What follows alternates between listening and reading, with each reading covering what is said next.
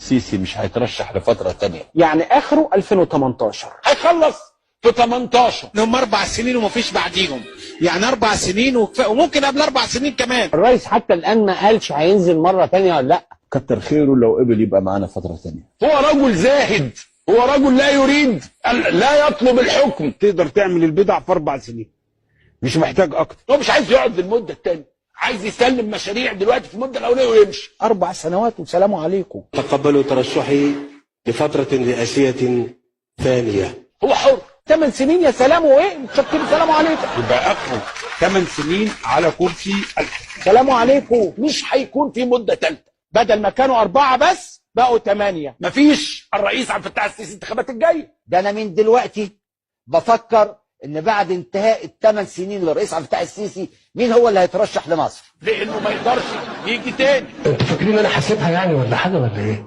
لا والله. لا والله. الحمد لله، الحمد لله. ياه ابوس ايديكم، 8 سنين كفايه على اي. 8 سنين مده قصيره جدا. لابد ان يتم تعديل الدستور مع مد فتره الرئاسه. طبعا نحن نريد ان يكمل الرئيس ما بدأوا عشان يكمل انجازاته اللي بدأها. محتاجين بقى ايه؟ دستور بقى يتكتب دستور كده.